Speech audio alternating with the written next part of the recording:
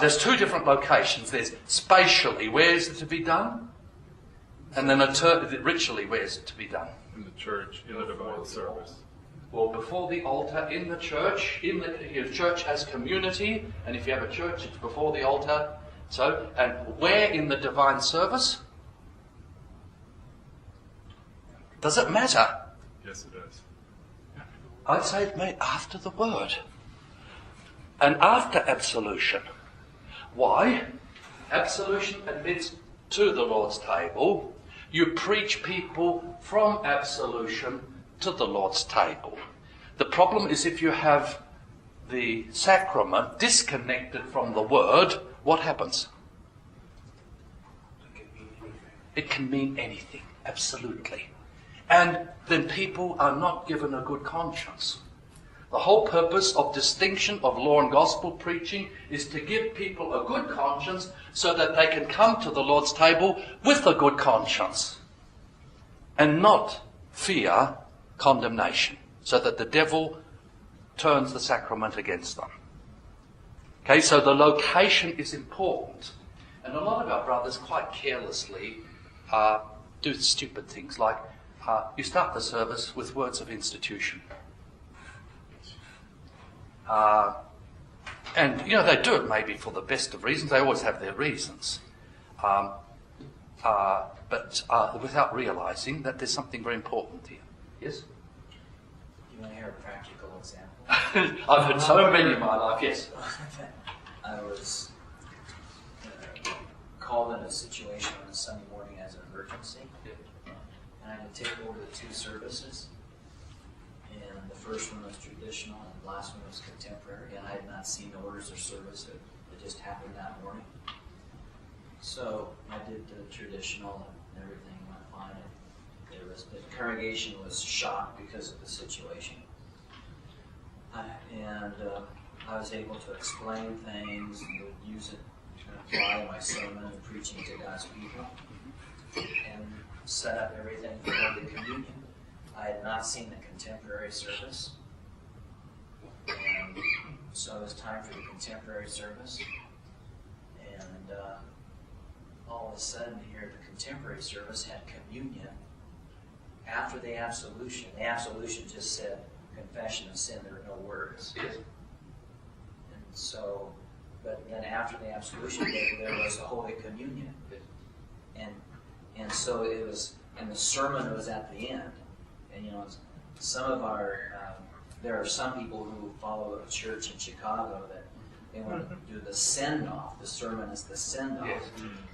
Well, I can tell you in this situation that the sheep were confused, they were hurting, they were broken, and for those who came to the second service who did not know what happened, they came to the communion rail befuddled. And you could see it on their faces, as opposed to the first service. I could preach and apply God's word of law, gospel to them, and comfort them and assure them. And they came to Holy Communion to receive the Lord's body and blood in a proper way. So it was just a mess. Yes. Perfect example. And you can see it's pastoral. It's simple. See, Jesus didn't begin his ministry by ordaining the sacrament, instituting the sacrament. When did he institute the sacrament? Near the end. At the very end, and that order is important. Preaching, teaching, baptism, preaching, teaching comes first. Or you get the same order in the story of the Road to Emmaus. First, Jesus preaches himself, and then he reveals himself in the breaking of bread. That's the basic order. Now, the more I see of this kind of stuff, the more adamant I am about this. Guess what I do whenever I'm called to preach anywhere these days? I require that people forward to me, let me know what order of service I'm required to take. Not just for their sake, but for my sake. I need to be able to do it with a good conscience. I found myself in the position where I've given a confession of faith and I start doing and saying, I cannot speak this. This is not my faith. This is heresy. Heresy. Or a confession of sins that's not a confession of sins. or an absolution that doesn't absolve, all sorts of stupidities. You can see this really gets me. I'm going to move on. Okay. Who does what, to whom, where, and the important thing is not physical location, but location within the ritual, in the order. And that's fairly flexible. There's a basic order, which is very significant. When is it done? Often, which is? For us, every Sunday. It could, yes. So on Sunday, Christians from the beginning had the tradition, whether it's done every Sunday, but it's done on Sunday. What's significant about Sunday? It's the day of resurrection. It's the day of Pentecost. So, and those two things together are very significant. Now, this may be not quite as significant as some other things, but if you understand what's going on, why we have it on Sundays. Now, the next is far more important. With what? You do the sacrament with what? Bread and wine. Bread and wine and His word. His words. You don't have your own words or paraphrase of the words of Christ. You don't have Coke and chips. So if you have the sacrament being enacted with a self-made words of institution and Coke and chips, you can say, this is not the sacrament. Simple as that. Or even if it's not the case, the body and blood of Christ might be there, I don't know, but I have no assurance it's there, and I merely burden everybody's conscience. And what I do is just open the door and say, devil, come in and destroy the church. It's as bad as that. You mess with people's consciences, and that is a terrible thing. I'm sounding like Sasa now. With what? Okay. And by what authority? Christ's authority. Okay, now, running the grid through that, where's the problem with the ordination of women? Who? Right at the beginning. Yeah. Okay.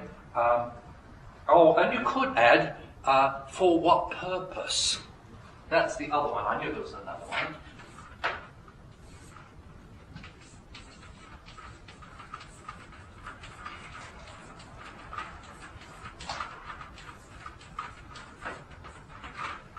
Now, let me give you a case of this last one here. For what purpose? Suppose you had a youth group and they were putting on a play, and the play was included a celebration of the sacrament. You know, the church service was there. And all the people who were in the play were baptized, confirmed members of your church. And since it was a play, everything was done perfectly. And even the pastor was the pastor in the play. Okay? Enacted on the stage. What's wrong? It's purpose, it's intent. It's intent, it's purpose. It's not Christ's purpose. And also the other one is where. Yeah.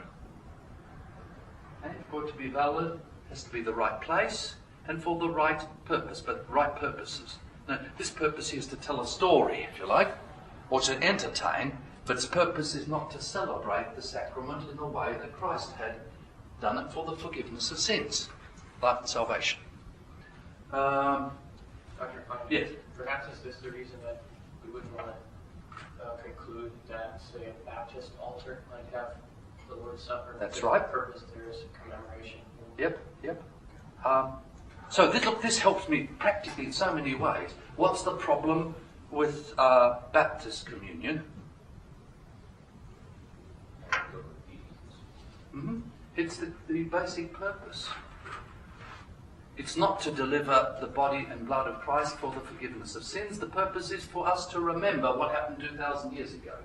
However, there's probably other problems with the Baptist service. No real presence. Why? Confess and believe and teach it. Okay, that's part of that purpose then. They don't use the right one. Very often they don't use the verb. Grape juice. Yeah, the words of institution. Yes, or they don't. Yeah, they very often don't use the words of institution.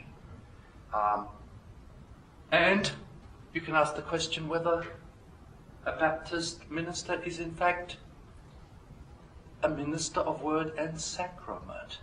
Minister of word, yes, but a minister of sacrament? No, they're not ordained as ministers of baptism and Holy Communion. So this is very important practically. We have people coming from Baptist churches, Pentecostal churches, coming to seminary that are already ordained. Okay? If a person's ordained into the ministry of the Church Catholic, whether they're Catholic priests or Episcopalian priests or Uniting Church pastors, we don't reordain them. The same is Missouri. But if somebody comes from a Pentecostal church or a Baptist church, we'd say we don't reordain them, we ordain them. For that reason. Anything further on that? Hey, how did we get on to that? One of my hobby horses. You've got to watch out when you pull the right lever for me, or the wrong. Okay, we were dealing with the tabernacle, weren't we? Okay. Now, that was that Tavnith. Notice that it comes from Banar build. Tavnith is a model. Can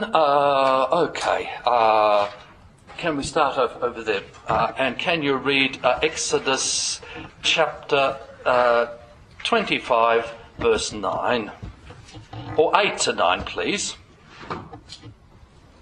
And let them construct a sanctuary for me, that I may dwell among them, according to all that I am going to show you, as the pattern of the tabernacle and the pattern of all its furniture, just so you shall construct it. Now here you get a number of very important words. There's this pattern here, the model, and they are to build a tabernacle.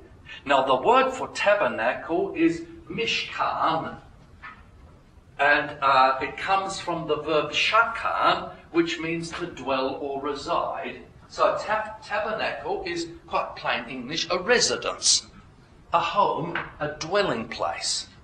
So they are to build a dwelling place, a residence for God to reside in. That's his residence for him to live with his people. So you have the cloud, at the end of Exodus, the cloud came and resided over, or resided in it, and the glory of God filled the Holy of Holies. This very important word, shakan, verb, and mishkan, and the Jewish rabbis have a term for the gods residing in the temple. It's the Shekinah. Have you ever heard of that? The Shekinah, which comes from shakan, the indwelling of God's glory in the tabernacle and in the midst of his people. God's residence. So the tabernacle is a residence, but it's also a holy place. Remember the words we had for holy? The noun is mikdash.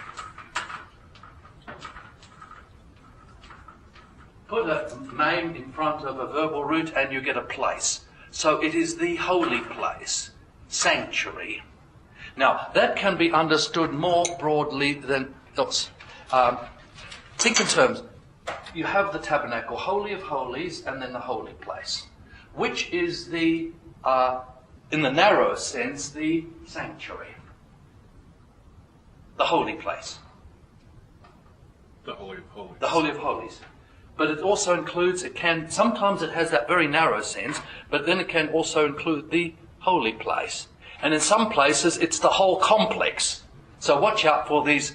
The same word can be used in a number of different ways, in different contexts. Mikdash, the sanctuary. It's a holy place. It's a holy place because God is there and he makes it holy. He sanctifies it by its presence, and it's because of this you have decreasing zones of sanctity and increasing zones of sanctity. The closer you come to the Holy of Holies. Now, lastly, you get a interesting cluster of verbs and nouns.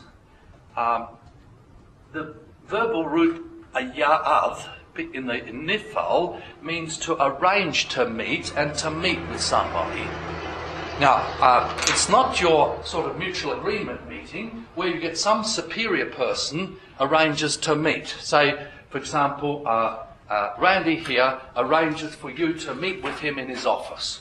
Okay? He sets the time and the place, and then you meet with him. Okay? It's that kind of picture.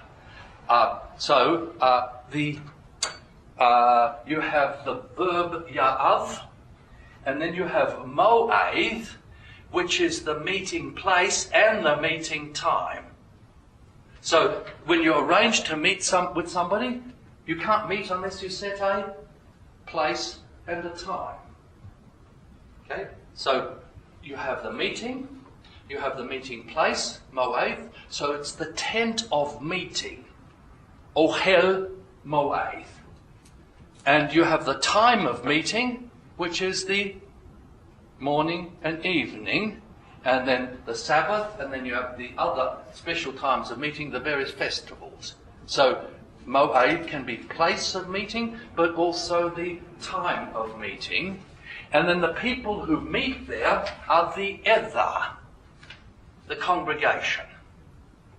Now all those terms underlie, you have a whole theology of worship there. From that cluster you can say, what's the basic purpose of the divine service? It's for God to meet with his people. Notice his people, the congregation, it's not individual. For God to meet with his people at the temple, at the times and places that he himself prescribes. And the meeting time is always the morning and evening divine service, and the time of meeting is the actual burning of the burnt offering. So there are 4 stages, roughly speaking, in the divine service. There is the splashing of the blood against the altar for rite of atonement, to cleanse people from sin, to deliver a good conscience. Then there is the burning of incense in the holy place. That's the second stage, a great act of intercession. And then there is the smoking up of the offerings on the altar, which culminates in the Aaronic benediction in front of the altar. And then the 4th stage is the holy meal. Which of these is the time of meeting? That 3rd one, the burning up of the offerings on the altar, the smoking up of the offerings on the altar.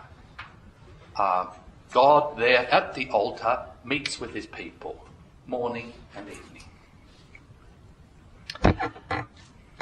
I think I've done all of that, yes. How are we going? What time do you say? 1 o'clock. Any questions on that before I start off the institution of the divine service? Or maybe we'll have a break.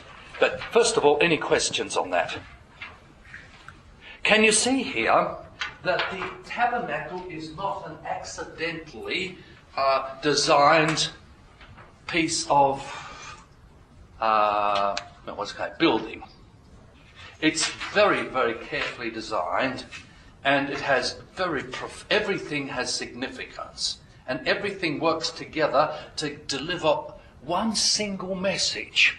If you had to say, what is the message that's preached? What is the proclamation of this building? What would you say? Dwight, what would you say? To deliver a good conscience. Yeah, you're listening to me then. And how is a good conscience delivered? You could have a deliverance of a good conscience apart from God's presence, apart from a ritual. That's the result of the ritual. But what is the whole, the purpose of the building is for the performance of the ritual. What's the whole purpose of the ritual, the building, the service, the priesthood? New Testament, just think in Old Testament terms first. You're right for the New Testament, just think in terms of Old Testament now. God sanctifies people. For God to, and how does he sanctify the people? By afar, from heaven? No. In the midst. Righto. For God, the holy God, to meet with what kind of people? Sinful people, in order to meet with them and deliver blessing to them. Now, for sinful people to receive God's blessing, they need to be cleansed from their sin. You need to have atonement for sin, purification of sin. Can I repeat that again? The whole purpose of the tabernacle, which is also the purpose of the divine service, is for a holy God to meet with his sinful people here on earth in a safe way, to sanctify them, to make them holy, and to deliver his blessings to them. What's the danger? If you are an unholy people, unclean people, meet with a holy God, what will happen? Death. Well, God's wrath, and if the desecration is too extreme, it'll be death. Instead of life and blessing, it will be death and judgment. Can I repeat? So the whole purpose of the building, everything in it, is for a holy God to meet with his sinful people in order to deliver blessing safely to him. Or you could put it another way, to give his unclean, holy people safe access to his grace. Or safe access to his face. You can put it in many different ways. And one of the good things about a building and its architecture is that you can't reduce it to one dimension.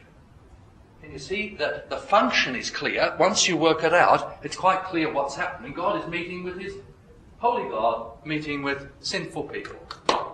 That's simple. But if you try and explain the significance of this, how many books do you think it would take to do that? Well, just read how much has been written on it, and then you see how much. Can you see? The purpose is clear, but the significance, the mystery of this is immense. If that's so for the Old Covenant, how much more is it for the New Covenant? Just one final rider, and then questions, and then break. In my lifetime, there's been one, the temporal aspect of the Christian faith has been emphasised. Basically, the common theology is that the purpose of God's dealings is to bring us in a right relationship with him. And he does so in salvation history and in people's own history in time. Now, the thing that we've been missing is the importance. So there's enormous emphasis on time. History, time. The dimension that's been missing from my generation, particularly with the baby boomers, and that's beginning to be rediscovered the other end, is the importance of place. Place is far more important. The incarnation is God not just entering time, but becoming matter and locating himself in a particular place. Places are far more important than we realise, and places of worship are far more important than we realise. And we need to attend very much to the architecture arrangement of our buildings, because particularly for a generation which, as a result of the whole ecological movement, other things, has been sensitised to the importance of location, space, place, material things. And if we are careless now with the arrangement, and if we have a dissonance between what we're doing and the way our churches are arranged, do you know what the message will be given to many young people? It doesn't matter. And It's not important. it's not only not important, but these people are confused. It's not convincing. It fails to be convincing. It lacks integrity. On the other hand, I've seen, and I've worked in a school where we had a most wonderful chapel. It wasn't terribly ornate, but it was beautifully designed, elegantly designed, and theologically designed. So the whole building, it was called Resurrection Lutheran Church, the whole building by its design preached the resurrection. Now, I found that building did more to evangelize unchurched young people than all the scripture classes that were ever taken. Now, may I emphasize, it wasn't particularly ornate. It was a well-designed building. It made use of space, and it gave a clear, unambiguous message to everybody. You know, the students have to go to chapel every morning. So 5-6 years they were there. The building began to do its work on them and preached the gospel to them. Good churches should preach the gospel to anybody who comes into it. By the way, you can tell the theology of any denomination by best not by reading the books about them and their theology, but by having a look at their churches. Go to a Pentecostal church and you can read Pentecostal theology. Go to an Orthodox church and you can read Orthodox theology. Go to an Anglican church, you get Anglican theology. Whether it's high church, liberal, middle of the road, or low church. Let me tell you a wonderful story about low church. Since we got, there's a longer story of this, but I'll give you the short one. There is of all the Anglican dioceses in the world, the most low of all the low Anglicans is the Sydney diocese in Australia. It's basically Swinglian, and they have a chapel which is quite elegantly designed, and in that chapel they even have stained glass windows, but they have a plain table.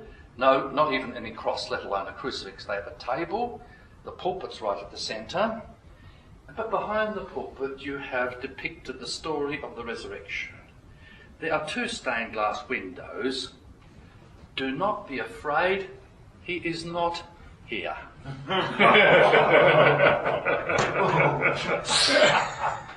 I'm afraid that very often that's the message that we are giving to people who come in our churches. Now, by the way, it's funny, but that was quite deliberate. I thought it was an accident when I thought, okay, because it was here, they didn't have enough money to have the middle one. What would you put in the middle one? He is risen. I thought, okay, they just didn't have the money, and when they'll get the money, they'll make a hole there, and they'll put a 3rd window. And friends of mine are Anglicans said, nah, that's deliberate. Okay, any questions? Yes. Yeah, just go ahead. I just missed something. You missed something. Yes, I missed a lot of things. Burden consciences by treating adiaphora as essential, and we burden consciences by doing the other. And I wanted to write it down. Burden consciences by being careless with essentials. Always the criteria, the Lutheran criteria, it's not just Lutheran, it's just sense, it's common sense. The pastoral criteria, which should be the criteria for all people in the church, is that the whole of our ministry, now, I say, what is the focus of all the lecturing, all the teaching, all the pastoring, all the liturgizing, all the preaching that I do? What is the focus of everything that I do in office? Is to deliver a good conscience. Now that is, if you like, it's not exclusive to Lutherans, but that is the great Lutheran emphasis. That is, I think, now there's much else, but that is our gift to the Unasanta, the emphasis and the understanding of that. We don't realise how much people are stricken with guilt, and that we live in a society which has a collective bad conscience. And if you're discerning, you see it all over the place, from the top to the bottom, young people, all everywhere you go. Develop an ear, develop an eye, develop a spirit for discerning people's consciences and for ministering to the conscience of people. And that's quite different to ministering to the intellect of people. When I started ministry, I basically geared all that I did towards the intellect, the mind. And then that didn't work, so I said, okay, people are emotional too, so I'm a fairly emotional person. I get passionate very easily, so I ratcheted things up a bit and appeal to emotions. Okay, you can move people. People like it when you move their emotions. The problem is that it doesn't do anything spiritually. Just that. What I've discovered, and to some extent it's revolutionised my ministry if I look back, is the importance of, intellect's important, mind's important, emotion's important, action's important, everything's important, but the gospel, both law and gospel, can only work properly if they are addressed to the conscience. That's the locus of those, the focus of those. Yes, somebody else, yes, right. There's a difference between delivering a good conscience and delivering a good feeling. Absolutely, and that's what's confused. I feel a right about things. I commit adultery and I go to a therapist. The therapist basically makes me feel good about myself. But what's happening? The thing's just papered over and guilt is repressed. And it comes out in violent forms then, and in perverted forms and neurotic and other forms. And it's the root of much of our mental sickness, is repressed guilt. Not repressed in the crude sense, but just the papered over part. And you can paper it over by explanations to try and explain it away. And the more you do it, the worse it becomes. Just as anger, when it's repressed, becomes dangerous, emotionally and spiritually, so guilt and shame too, by the way, shame when they are covered over, do great damage. This is in fact Satan's happy hunting ground, covered over guilt, covered over shame. Yes, sorry, Chris. I think I also missed something earlier. Did you mention what was the fate of the tabernacle? What happened to it? Okay, the tabernacle eventually, if you read Joshua Judges, it was located, it was still mobile for a period after the occupation. And there were a number of other places, and the ark was taken around by itself apart from the tabernacle. But eventually the tabernacle stopped moving around and it ended up at the sanctuary in Shiloh. And we hear about it then at the beginning of 1 Kings. And that's not accidental. 1 Kings begins with the tabernacle in Shiloh. Not 1 Kings, 1 Chronicles. 1 Chronicles begins with the tabernacle at Shiloh, and it ends, 2 Samuel ends with the building of the new altar in Jerusalem by David. So altars are very significant. So the whole book is sort of bracketed by that. Well, what happened to the... and when that is done, it ceases to be a tent structure. Then what happens then? And you can see it happening with people. You put a tent, it's all right so long as you move it, but if you stay in one place, the caravan becomes a house. And eventually the caravan disappears and becomes a permanent structure. That's what happened at Shiloh. It became a secondary temple? No, it became a temple, a fixed building. It ceased to move. Now, exactly what they did to it, we don't know. Okay. Now, we know that the Ark of the Covenant was captured by the Philistines, remember? But we also know from Jeremiah chapter 7 that at the same time, the same battle that the Philistines captured the Ark and killed the sons of Eli, they also went further and sacked the temple at Shiloh. And Jeremiah uses in this very famous temple sermon, and he says, you think that you can desecrate this temple, and you say, we're safe, we're safe, we're safe. God will protect us, His holiness will protect us. He said, take a look at Shiloh, the place where I first made my name to dwell. What happened there? The people desecrated that temple, God withdrew His presence, and it was destroyed. The same thing's going to happen to you here and this temple in Jerusalem. Very dramatic sermon. That's in Jeremiah 7. Okay, thank you. And I think there's another reference to it in, I don't know, somewhere later on Jeremiah. It repeats twice. Okay? And let's have a break. Could I think Larry's not here. Dr. Kleinig suggested that we, as a group, would, in order to show our appreciation for all the work that Larry has done, to get him something. So I got him a gift certificate to the Union Bistro that he's been pushing all week, and I got him a $100 gift certificate so he and Carolyn can have a nice dinner. If you can pitch in $5 to $8, no more than 8.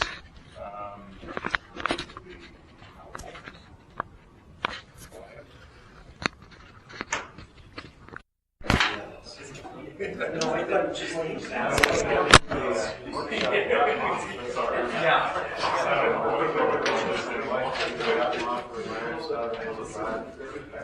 she just got a license.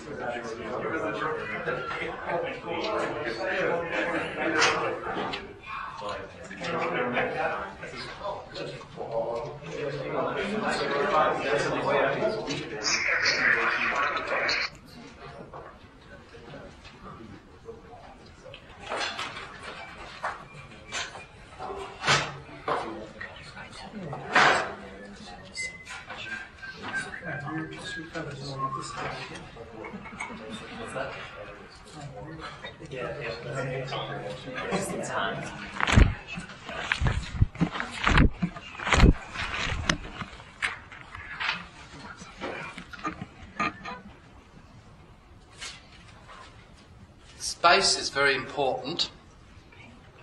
Now, what message is given in North America when you bring the flag into the sanctuary?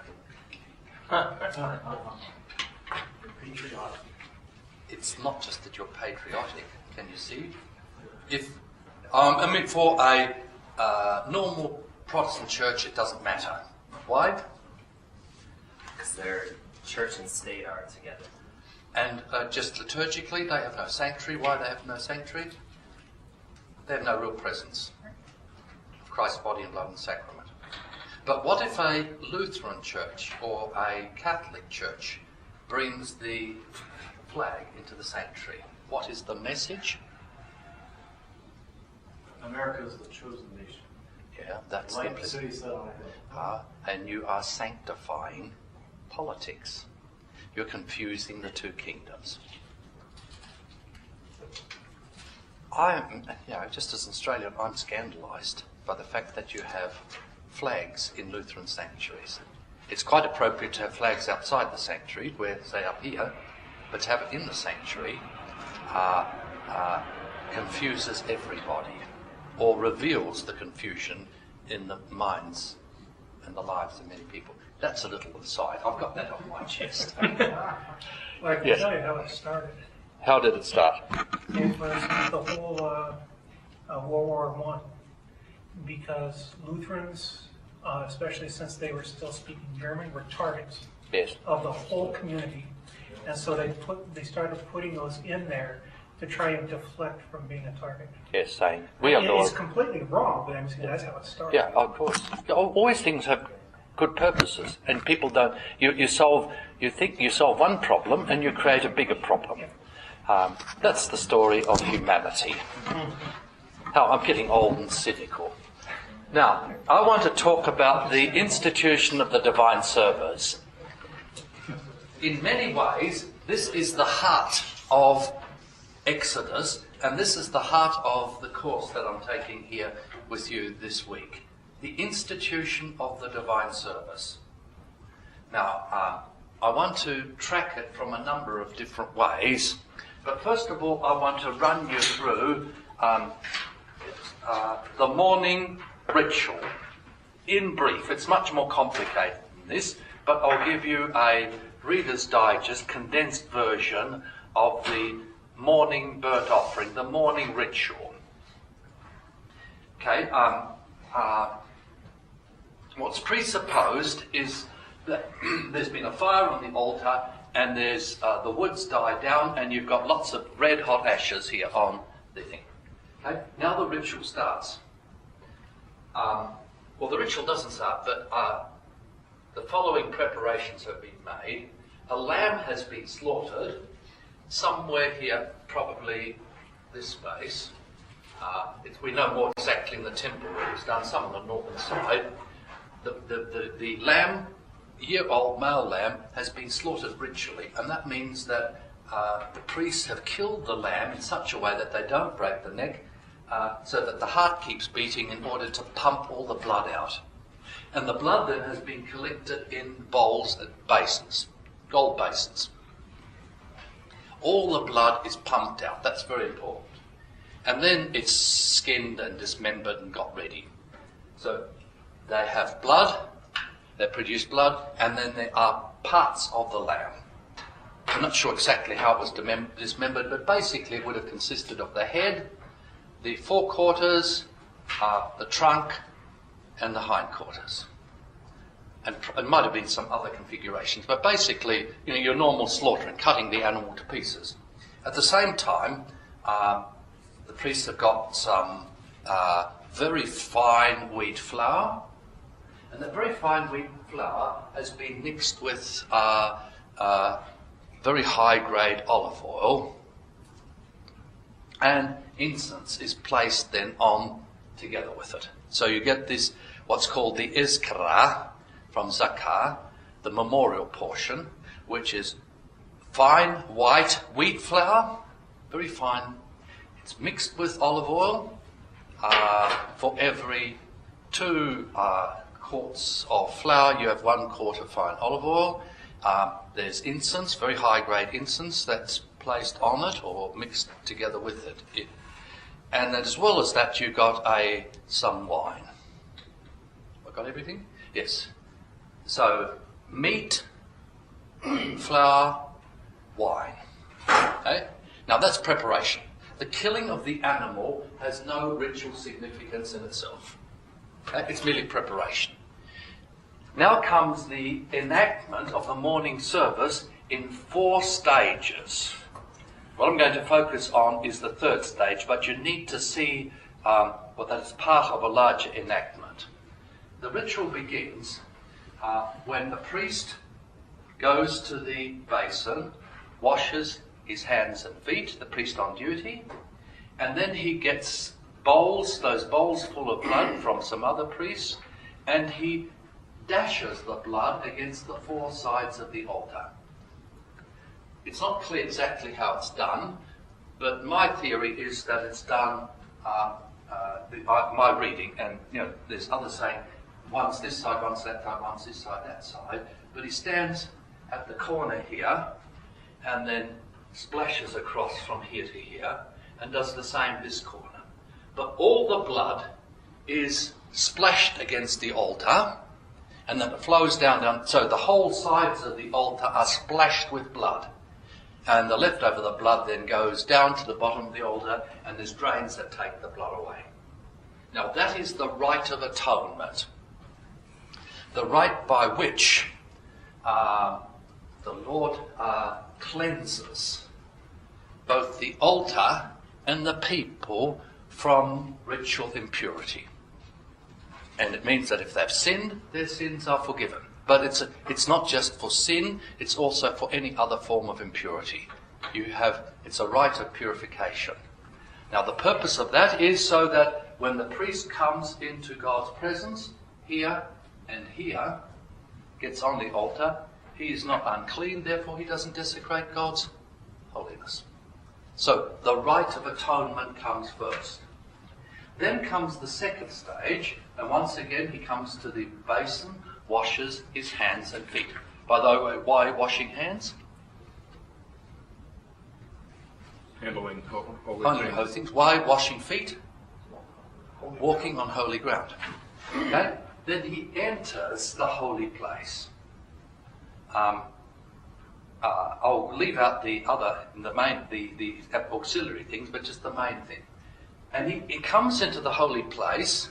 Well, before he comes to the holy place, either he or somebody else has put some red-hot coals on a pan, something like a great big frying pan. So on let's say it's the right-hand side, he has the pan full of coals, and the other pan contains very high-grade incense. Incense, which is very, very pungent, very, very sweet, but also its ingredients are so secret that anybody else who reproduces that incense is put to death. It's most holy incense. So can you imagine here, after he's washed his hands and feet, he gets the holy fire. In the right hand, he has the incense and another container in the left hand. And then he goes into the holy place, puts the coals on the incense altar, and then puts the incense on the coals. Very simple act. Coals, incense. And as soon as that incense goes on these red hot coals, what happens? It takes off, it burns, and it produces very, very powerful smoke incense. It's very, very powerful. So much so that when he comes, according to accounts, that's later accounts, that people could smell him coming long time before he came anywhere close. So his whole vestments are pervaded with the smell of incense. So he's wearing his vestments. I won't go through the vestments, we'll talk about them tomorrow. So that's the second act, the burning of incense.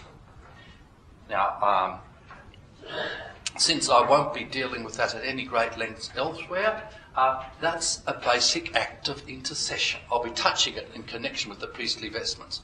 What the high priest does is brings the names of the 12 tribes of Israel. He represents them, he intercedes for them before God. And God's answer to that act of intercession is the sweet savour. It's God's answer saying, yes, I've heard their prayers, I accept them, I'm pleased with them. So it's an act of intercession for God's grace and favour for the people. Not just for himself, but the whole nation of Israel. The second act. The third act is the climax of the service. Once again, he just gets rid of the two pans. He washes his hands and feet, and then he mounts the steps on the altar. And then he places the parts of the sacrificed lamb upon the top of the altar. Okay? And this whole lot is covered with red hot coals, but he places it in such a way that the lamb basically covers the whole of the altar. So you put the head here, you would put the forequarters here, you'd put the trunk here, you'd divide the body in half, hindquarter here from there. Can you see? It covers the whole altar. Now, think quite practically. Meat's being placed on red hot coals. What's going to happen? What? It'll cook. And what will it produce? Oil. Grease. It'll not be some grease, no, but yes, the fat is separated, so that burns very easily. But the problem with meat is that it doesn't burn very well. It's barbecued and produces the smell of meat barbecued. So it's another very strong smell being produced. But it won't burn up very quickly. Can you see that? Meat is not very flammable. So first of all, the meat is placed on the altar from the lamb. And then, secondly, the priest gets a great big handful of the flour mixed with olive oil and incense. And he covers the whole of the altar with that mixture. Now think practically, if you put flour, fine flour, on fire, on coals, what's going to be produced? Flour? Smoke. It doesn't necessarily burn so easily by itself, but what you produce is smoke. And what kind of smoke? Have you ever burnt in white flour? It's not very nice by itself. Now, however, two things are added to the flour. There is oil. And what does that mean? Help to do? It's flammable. And so you'll immediately get, because it's high-grade oil, it will go straight away. It'll catch fire. And, okay, so it makes it easier for the flour to burn, but the flour will still produce a column of smoke. However, there's been this high-grade incense smoke placed in it, so what kind of smoke will it produce? It will mask the rather sharp smell of the flour and will instead produce a sweet column of smoke. Now this is going to be important for the understanding of this. I want you just to envisage it fully. Okay, so you get meat and flour, bread, placed on the altar, and the whole purpose of that, there's two verbs that are used here, that either you bring up the offering or offer up the offering to the Lord, Allah. The second one is that you smoke up the offerings to the Lord. Now, most translations obscure that verb. You smoke up the offerings. Where does that come from? The fact that what the people out here see, out here, they don't see the fire. There's very little fire. You can't see the coals, but what do you see? Smoke. A column of smoke that's produced by fiery coals. And what does that column of smoke represent with the fire contained in the column of smoke? The glory cloud. It's theophany. Okay? The column of smoke. But notice that it is a sweet-smelling column of smoke. The priest then, on duty, together with his fellow priests, there's variations and possibilities here, but I'm giving you the simplest version. Will come up, come down the altar, the steps are on this side, and he'll go in front of the altar and the other priests will stand on either side of it. He'll raise his hands up to the level of his eyes or forehead, and what's on his forehead is holiness to Yahweh. So the holy name is on here. Lifts up his hands like that and says, "The Lord bless you and guard you, keep you. The Lord make his panim, his face, shine on you."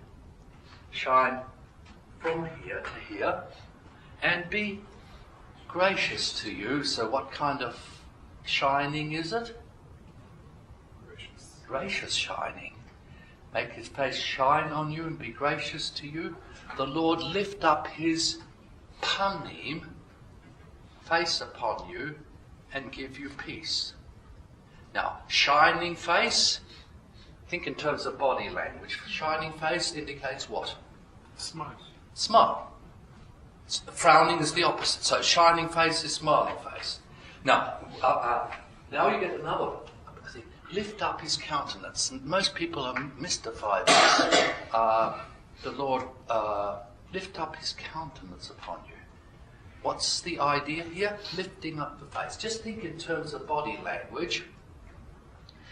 Say you come face to face with me, and you try to get my attention, and I look down like that, or look like that, but basically like that. What does that indicate?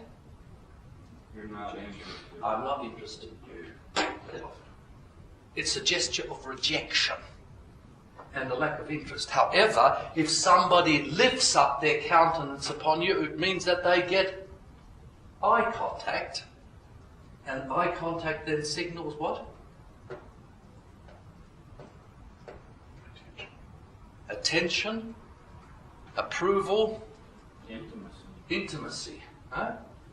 You look the person straight in the eye, and then give you peace. Okay, so that's this central rite, and then after that, the priests then take the leftover flour and the leftover olive oil. All the incense is burnt. There's no incense left over. So before that, I've forgotten something. Then they come down from the altar, and before the benediction, they pour out the wine on the base of the altar. So you have a libation of wine, quite a large quantity of wine, poured out at the foot of the altar. I'm not sure, there's some later evidence as to where it was poured, but it doesn't really matter. Obviously, because they don't indicate where, it didn't matter where you poured it, as long as you poured it out on the base of the altar. Then, when that was finished, then the priest would take the leftover flour, and somewhere here or here, the sides, they would bake the flour and produce bread. Now, since that handful of flour had been burnt on the altar, what did that make the leftover flour and olive mixed with olive oil? Holy. In fact, it made it most holy.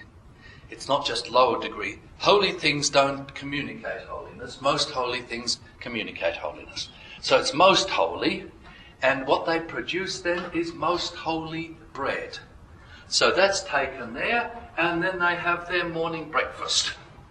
All the priests would eat from the bread. Now, it's unleavened bread, and you're not allowed to use any leaven, so it's flat pitta, kind of flat cakes. Now, what's the significance of eating that most holy bread? It's come from where? The altar, which is the Lord's table. It's eaten in the general vicinity, the presence of the Lord. Who is the host of that meal? The Lord. And he gives them bread to eat. Which bread to eat? Most holy bread. And what does the eating of that most holy bread do? Makes them holy. It makes them holy. So the ultimate purpose, if you like, of atonement and intercession and the offering here is the holy meal in the holy place, in the presence of the holy God. Now that's the broad outline. There's many other bits and pieces to it, and if you're interested in pursuing it further, you go and see Bob, who's doing work on it. Now, any questions just on the broad outline of this? And I want you to get the big picture before we deal with the focus in on what's happening here, which is the central part of this, yes? Yeah, just a detail. I missed it. Where did the coals come from? At the very beginning on the altar. On the altar. Now, what happens then? How do you get wood? Okay, now, let me tell you the full story, told. That according to Leviticus chapter 9, on the day when the divine service was inaugurated, all the offerings were placed on the altar, and then Moses and Aaron went into the holy place, and then when they came out of the holy place, they gave a blessing here, and then they went in front of the altar and gave the Aaronic blessing again, and the moment they lifted up their hands in benediction and started saying the Aaronic benediction, fire came from here up to here and lit the wood on the altar and burnt the offerings up. Now this is the perpetual fire, the most holy fire, the holy fire. Now, and you'll find details of that in Leviticus chapter, what's it? 9. No. Details. Oh, 6. Six it is. The priests had to make sure that that most holy fire never went out. It's the perpetual fire. It's the equivalent of the lamp of the sanctuary upstairs. Right? The most holy fire. And that's foundational for the service because nothing can work without fire here. That's the focus. Now, what happened was, let me take you through the daily ritual as far as this is concerned. The first group of priests who'd come on duty, or the priest who'd come on duty, would go to the altar and would rake off the ashes to isolate the coals. That's quite a big area. The coals keep on burning. They're covered by ashes. The ashes stop them from being burned overnight. So the ashes are raked off into one part of the altar. The other corner of the altar, you have the leftover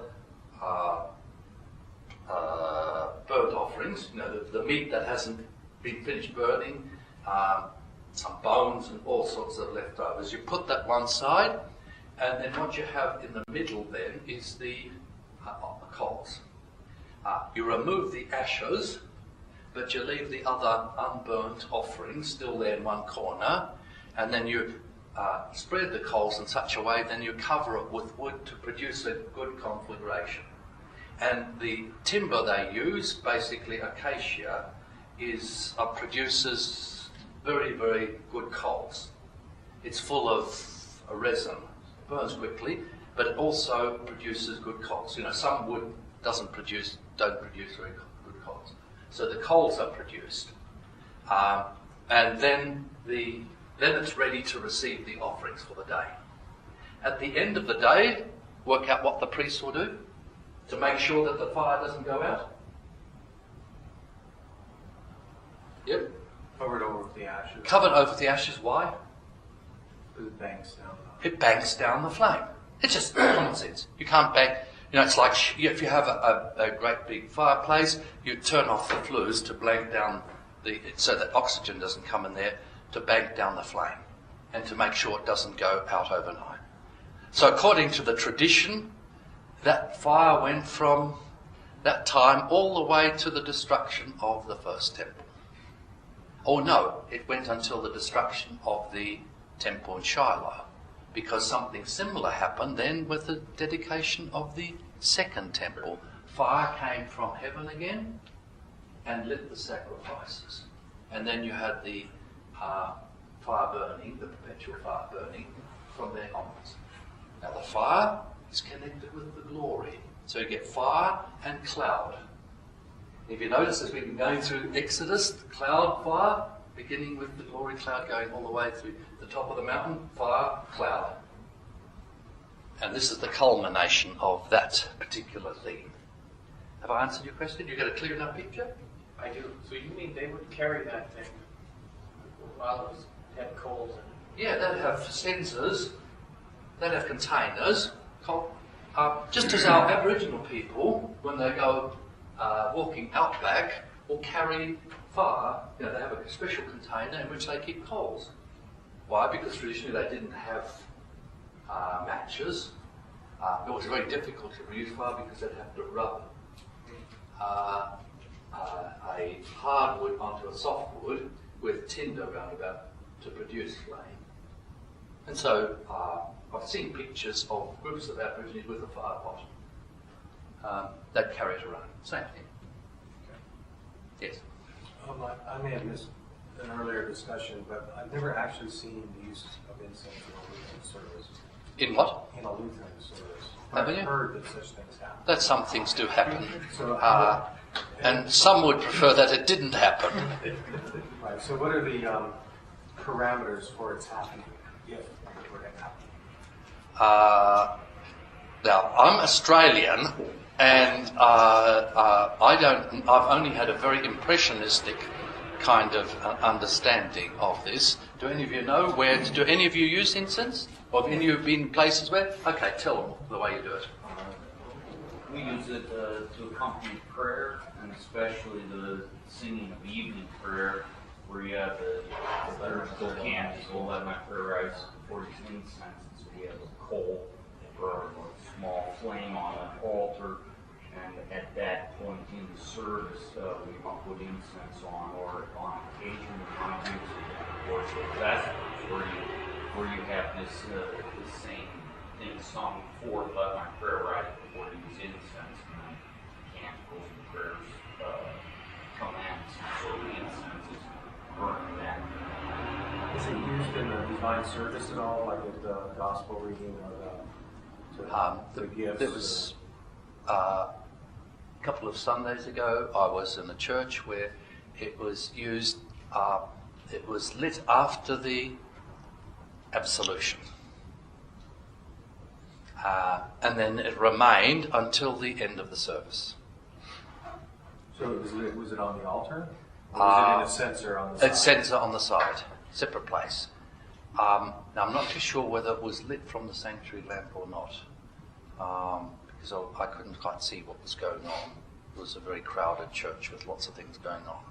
So, and I know that they have the daily Eucharist. They always, whenever they have the Eucharist, they have the burning of incense. Now, as far as I know, there's not just one single practice, but you can see here already that what did Chris Well, do? and here was another practice. We had one professor at the seminary in St. Louis who liked to use incense whenever he led chapel, and so he had a thurible, and he would go while people were gathering during the organ prayer. He'd walk up and down the central aisle of the chapel, swinging it, to help the smoke to diffuse throughout the room, and then he did use it at the reading of the gospel then too. He had, someone obviously carried the broken cross, and then he carried the thurible and swung it, and came out in the gospel procession in the center. It's quite common. It's quite common. Some places I've seen with the gospel procession, and then also in connection with the benediction is another. Now this is with it remains in the sanctuary, but then it's brought out and it's one. I've seen it both before and after the benediction. Yes, Bob? But I believe that as far as the rubric goes in the Missouri Synod, there is no rubric. Is that right, Tom? Yeah, there's nothing, at least in the. So you're on your right. own, basically. Yeah, if you want to see somebody where they do it a lot, just look at where's the Zion in Detroit. They sometimes put things up on the web, you can see it, and they incense the altar and everything. That's probably where they do it the most. Yes. One of the problems is that here in North America you get people coming from many parts of Europe, and each Lutheran church had slightly different tradition. What I'm most aware of where it is most regulated is in the Church of Sweden. And so that's where it's where you actually get rubrics concerning it. There's no rubrics in the Lutheran Service Book, as far as I know. And another, the church that it was just a couple of Sundays ago used it then for baptisms, confirmations, and funerals. Yes.